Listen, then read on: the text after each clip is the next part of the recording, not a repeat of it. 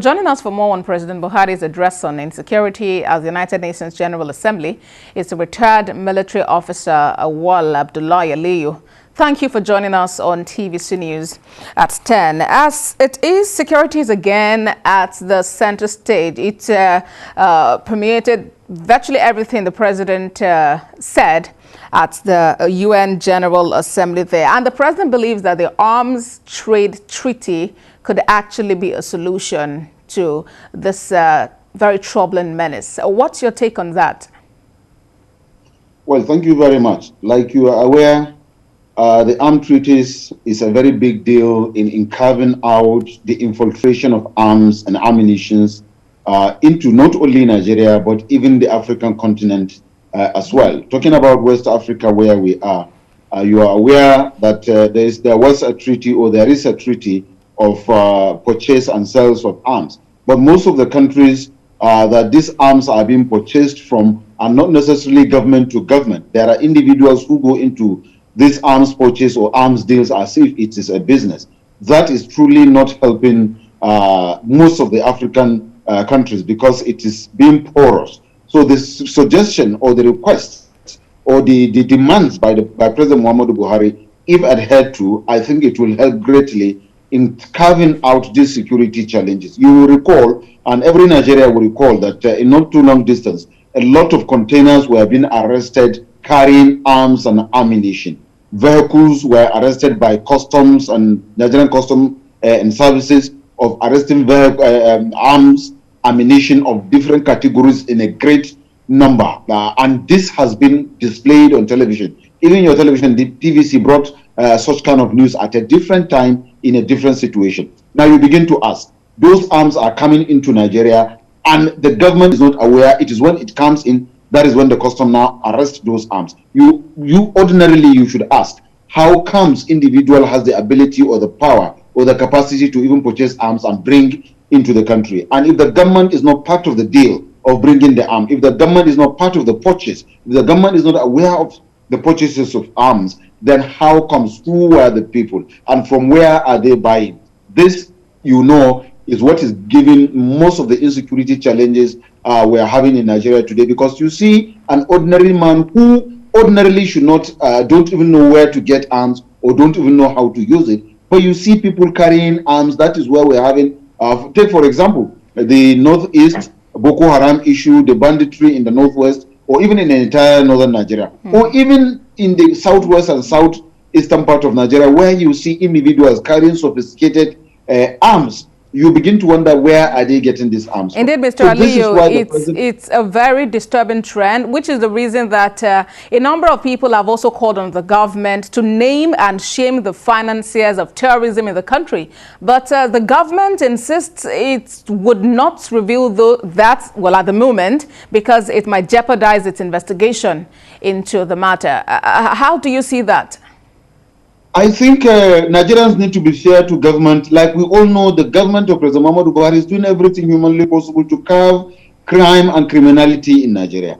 And believe me, not only in Nigeria, even in the advanced democracy, the US, for example, you don't just name arms cartel just like that, because you needed to get to arrest the major players and all the players along the line that are involved in this thing. If you just get only the major players, what happened to the others? They might not say it. You know, this is like a cult. So if the government is saying so, the president has the apparatus of security and daily briefing on security on his table.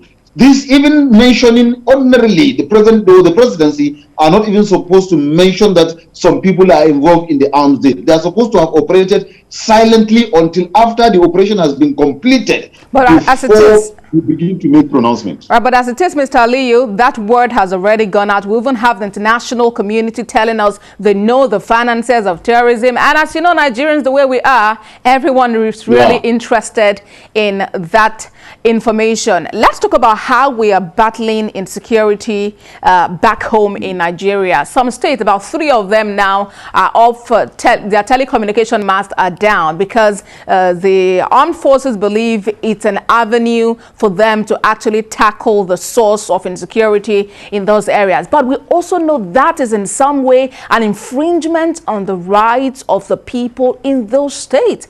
How do we marry the situation?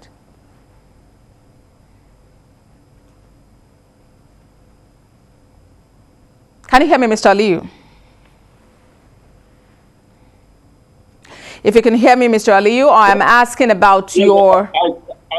I can hear you. There is an interference of a call coming in. I can hear you clearly. Okay, I am asking about your interpretation, your reaction to the way we are tackling insurgency and terrorism back home in Nigeria. For instance, in 3 states, telecommunication has been shut down for a period of time, and it might last longer. Some other states might also get to experience that. We know that is in some way an infringement on the right of people to communicate with one another. How do you marry these techniques by the government to fight insecurity and the way it's impacting the people? I will first of all answer your question by asking a question that I will also answer. Which one will be better between infringing on your right of not communicating and then allowing yourself to be killed unnecessarily because there is communication? I am sure every reasonable Nigerian, most especially from the north, where this issue is taking place, will prefer to have no communication for the next 2 years than to have a communication in a day that they will lose their lives and property. So the tactics adopted by government of seizing all communication links is because it has been discovered that this bandit has informant. Banditry is one thing, information or informant is another thing. There was no way how you can succeed in war when you don't have credible information.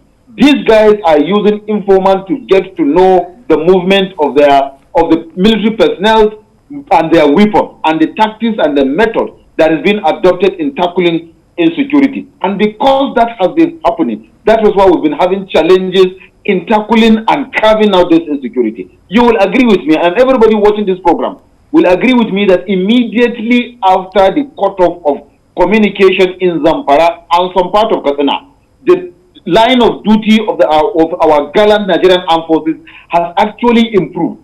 The level at which bandits are being killed like, flies, because they move in hundreds. They move in hundreds on a motorbike, and each motorbike carries three people, and then you find out that in one row you are having like between 300 to 700 people at once moving at a time. All right, Mr. Lee, so you're saying that we've been able to achieve a level of success in this fight against insurgency based on this action taken by government. Thank you very much for joining us on TVC News at 10. Abdullahi Ewal Aliyu, a retired military officer. Thank you very much for joining us. Thank you for having me.